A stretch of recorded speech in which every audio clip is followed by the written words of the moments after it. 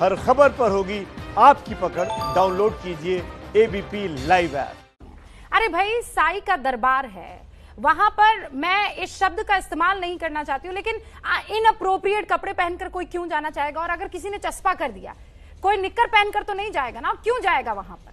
दुनिया की सबसे इंपॉर्टेंट, सबसे मॉडर्न अगर कोई जगह है, वहां पर भी पोप जो है वो झावा पहनकर खड़े रहते हैं, वो थोड़ी कोई निक्कर पहन के खड़े। अरे हर जगह का, मैं ऑफिस आती हूं तो यहाँ का एक ड्रेस कोड है, आप कोर्ट जाते हैं वहां का एक ड्रेस कोड है। अरे ये सब छोड़ दीजिए, आप पार्टियों में जाते हैं तो वहां का ड्रेस कोड होता है। औरतें अगर साड़ी में होती है उनको घर से, उनको वहां से लौटा दिया जाता है। तो ड्रेस कोड अगर साई संस्थान रख देता है तो तृप्ति देसाई इसमें किसी को दिक्कत क्या है? आपको लड़ना है तो उन क्लब्स में जाकर लड़िए ना, जहां कहते हो साड़ी पहनकर आप नहीं आ सकते हैं, वहां जाकर लड़िए ना। ये देखिए, यहाँ पे सुनिए, साई संस्थान में शिरडी में देश विदेश से अलग अलग राज्यों से भक्त आते हैं। हर प्रांत, हर राज्य की जो है वो अलग अलग परंपरा है, और हर कोई भक्त आता है वो सभ्यता से ही आता है। आपने जो कहा कि कम कपड़े या निकर पहन के तो कोई मंदिर में जाता भी नहीं है, तो फिर ये नियम किस लिए है? ये नियम करना ही नहीं चाहिए। हमने चस्पा कर दिया। तृप्ति देसाई, आप रोम जा सकती हैं अपने हिसाब के कपड़े पहनकर। फॉरेनर आती है, आप मक्का और मदीना तो छोड़ दीजिए, वहां नहीं, वहां आप रोम जा सकती हैं। मैं कह रही हूँ आप रोम जा सकती हैं, वेटिकन जा सकती है अपने हिसाब का कपड़ा पहनकर।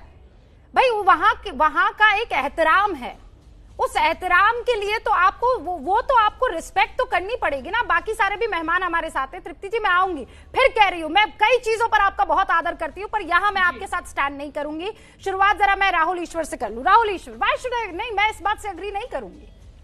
मैं दरगाह जाऊंगी, मैं दुपट्टा डालकर जाऊंगी, मैं सलवार कमीज पहनकर जाऊंगी, मैं वहां के हिसाब से जाऊंगी। मैं मंदिर जाऊंगी, मैं अपने बदन को पूरा ढककर जाऊंगी। एहतराम है भाई, मैं क्यों ना करूं इस बात का एहतराम? जो सख्ती की है उसका विरोध हम रूबिका जी, अरे कोई सख्ती नहीं है तृप्ति जी। रूबिका जी, आपने जो कहा बिल्कुल सख्ती की है। उन्होंने बहुत लोगों को, भक्तों को बाहर निकाला है। तभी भारत के लिए कहा, हमारे पास वीडियो प्रूफ है। यही हमारे सब माताएं, हमारे सब बहनें, हमारे सब हमारे सब फादर्स, उनके मन में सिर्फ यही है।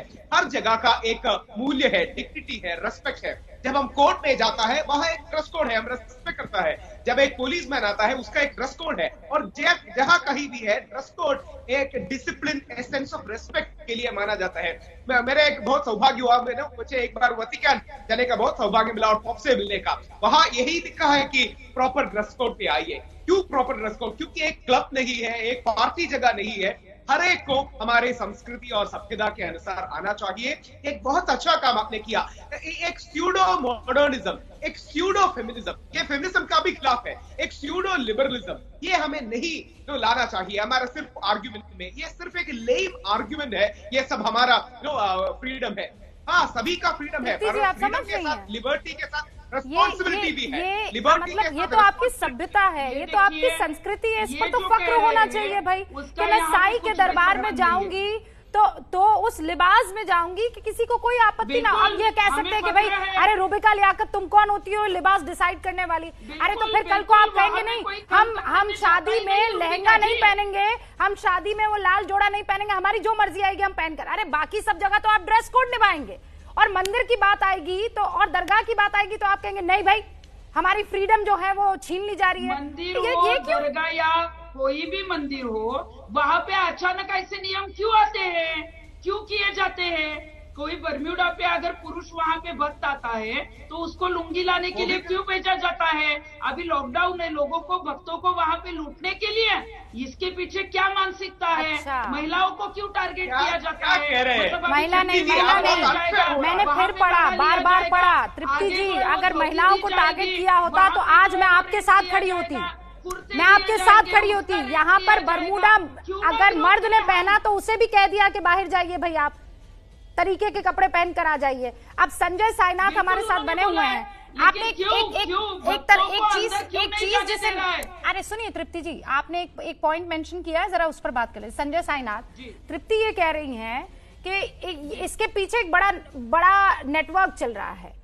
पैसों की उगाही का नेटवर्क कि बाहर जाएंगे, फिर वो दुकानों से धोती खरीदेंगे, लुंगी खरीदेंगे, दुपट्टा खरीदेंगे, फिर उससे जो है। हालांकि तृप्ति जी, मैं ये सवाल पूछते पूछते मुझे ध्यान में आ गया, अरे भाई साईं के दरबार में तो इतना पैसा चढ़ता है, उसे क्या जरूरत है इन सब चीजों की। फिर भी साईनाथ जी जवाब दीजिए। नहीं, फिर भी वो ये करेंगे, चेंजिंग भारत रूम बनाना है उनको। की पौराणिक और सांस्कृतिक व्यवस्था में मंदिरों में वस्त्र का बहुत बड़ा महत्व है। और ये मंदिर है, लबर पॉइंट थोड़े ना है कि आप जैसे मर्जी वैसे जाएं। आप गुरुद्वारा में जाएंगे तो सर ढकना पड़ेगा, आप किसी दरगाह में जाएंगे तो आपको सर ढकना पड़ेगा, आप तरीके से जाएंगे, सलीके से जाएंगे। वैसे ही वहाँ एक ऐसा कुछ जरूरी नहीं किया गया है, एक वहाँ पे एक नोटिस जरूर चस्पा किया गया है कि आप एक सभ्यतापूर्ण वस्त्र में आए यहाँ पे, क्योंकि वो एक मंदिर है। पिछले कुछ दिनों में, कुछ सालों में ऐसा एक ट्रेंड देखा गया है कि जो तमाम देश के बड़े मंदिर हैं वो एक पिकनिक स्पॉट की तरह भी लोग यूज कर रहे हैं। सैटरडे संडे मनाने चले जाते हैं और वहाँ पे जो वो अपनी प्रदर्शन जो करते हैं वो मंदिर के अनुरूप नहीं होता। तो इस वजह से वहाँ जो कार्यकारी अधिकारी आए हैं उन्होंने एक नोटिस चस्पा किया है। कोई नियम नहीं लागू किया है कि ये नियम आपको मानना पड़ेगा या कहीं जाके धोती खरीद के आनी पड़ेगी। आप जाइए, आप तरीके से रहिए। आप लबर पॉइंट पे जाएंगे तो उस तरीके से जाएंगे, आप मंदिर जाएंगे तो उस तरीके से जाएंगे, गुरुद्वारे जाएंगे तो उस तरीके से जाएंगे। वैसे ही वो एक मंदिर है, वहाँ की एक गरिमा जो है उसको आपको बना के रखनी पड़ेगी। ये कोई राजनीति का विषय नहीं है। और बहुत तरह के लोग, आप देखें कुछ दिनों पहले हमने अखबार में पढ़ा था कि सुप्रीम कोर्ट की बहस में एक वकील साहब बिना शर्ट के ही बैठ गए थे, तो जज साहब ने फटकार लगाया उनको। तो इन सब चीजों को तो समझना चाहिए कि हम क्या वस्त्र पहन के जाएं। नहीं, मुझे आपकी बात सुनाई नहीं दी, लेकिन ये इसको राजनीति ना, इसको उस दृष्टिकोण से ना देखा जाए। लेकिन ये जरूर है कि आप मंदिर जा रहे हैं तो वहाँ की गरिमा को बनाना आपका काम है, वहाँ की व्यवस्था को बनाना आपका काम है। मंदिर, मस्जिद, गुरुद्वारे ये जो है ये ईश्वर की जगह है, भगवान की जगह है, श्रद्धा की जगह है, नुमाइश की जगह नहीं है। जी, मैं फिर कह रही हूँ कि सिर्फ आपको, चूंकि आपको ये बात पसंद नहीं आई कि नहीं आह्वान क्यों कर रहे हैं, नहीं करना चाहिए, हम तो वैसे ही ऐसे कपड़े पहनकर जाते हैं, इसीलिए आप इसका विरोध करें, ये हालत के नीचे बात उतरती है। देवकी नंदन जी हमारे साथ जुड़े हुए। देवकी नंदन जी, मुझे ये बताइए, तृप्ति देसाई और बाकी तमाम लोग तब क्यों नहीं नजर आते हैं जब नाइट क्लब्स में बाकी, और फिर ये ऐसा नहीं है, मैं भी बड़े मॉडर्न ख्यालात की लड़की हूं, लेकिन वो चीज हमें नहीं चुभती है कि वहां साड़ी पहनी एक महिला को शादी की सालगिरह नहीं मनाने दिया क्योंकि वहां ड्रेस कोड है। सुप्रीम कोर्ट में शर्ट पहनकर एक वकील साहब चले गए, जज साहब को पसंद नहीं आया, पर यह हमें नहीं दुखता है। मंदिर और मस्जिद और दरगाह में ड्रेस कोड को लेकर हमें बातें बड़ी दुख जाती, क्योंकि मुझे लगता है ये आसान टारगेट है, इसको आप आसानी से टारगेट कर सकते हैं। नहीं रूपका जी, आज मुझे बहुत अच्छा लगा कि आप इस विषय पे क्या नाम है, एक संवाद करा रहे हैं लोगों को बुलाकर। आपका चैनल इसके लिए साधुवाद का पात्र है और आपको भी मैं साधुवाद देना चाहूंगा। मैं इन सभी से एक बात पूछना चाहूंगा, क्या अगर हमें मक्का मदीना जाना होगा तो वहां हम अपनी मनमर्जी से जा सकेंगे? दूसरी बात, हम किसी गुरुद्वारे में जाएंगे तो क्या हम मनमर्जी से जा सकेंगे? ये सारी चीजें हिंदू संस्कृति के हिसाब से हम लोगों को इसका पालन करना चाहिए। निश्चित तौर पे कोई पाबंदी नहीं है, हम इस बात को ये नहीं कह सकते कि नहीं नहीं तुमको यही करना पड़ेगा, क्योंकि हिंदू संस्कृति का हृदय जो है वो बहुत विशाल है। यहाँ पर हमारी रामायण कहती है, जागती रही भावना जैसी, प्रभु मूरत देखी तुम तैसी। आप जिस भावना से जाना चाहेंगे भगवान आपको स्वीकार करेगा। लेकिन एक बात और है, अगर मंदिर वाले यहाँ तक पहुंचे कि ये कह रहे हैं आप अपनी ड्रेस का ध्यान रखिए, तो ये हमारी सनातन पद्धति के जो परिवार हैं उनके लिए भी एक सोचनीय विषय ये है कि आखिर इन लोगों को ऐसी बात क्यों कहनी पड़ रही है। हमें ये संस्कार घर में मिलना चाहिए कि अगर हम पार्टी में जा रहे हैं तो हमारा ड्रेस कोड क्या होगा, और अगर हम मंदिर जा रहे हैं, हम किसी तीर्थ में जा रहे हैं तो हमारा ड्रेस कोड क्या होगा। निश्चित तौर पे हमारे यहाँ नागा साधु भी होते हैं जिन पे कोई वस्त्र ही नहीं होता, लेकिन वो उस लेवल के पहुंचे हुए होते हैं, वहाँ वस्त्रों की कोई विशेषता नहीं रह जाती है। परंतु अगर हम मंदिर जा रहे हैं, मैं अमेरिका वगैरह जाता हूँ, कथा करता हूँ, वहां पर मैंने देखा है भारतीय परंपरा को मानने वाले सभी लोग जब मंदिर जाते हैं, डायरेक्ट कई लोग तो जॉब से आते हैं और डायरेक्ट जॉब से आते हैं तो उनका ड्रेस कोड अलग होता है जॉब का, परंतु जब वो मंदिर जाते हैं तो उससे पहले वॉशरूम जाते हैं और अपना पूरा ड्रेस चेंज करके आते हैं। ये उनका अपना संस्कार है। हमें ये संस्कार अपने घरों में निश्चित तौर पर अपने बच्चों को सिखाना ही चाहिए।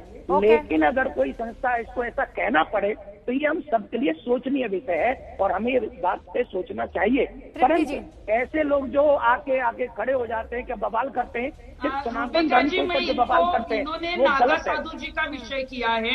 नागा साधु तो कपड़े पहनते नहीं है, यही मैंने साई संस्थान से सवाल पूछा है। कॉन्टेक्स्ट अलग। नागा साधु अगर दर्शन के लिए साईं बाबा के मंदिर में आए तो उनको भी यही नियम होगा क्या?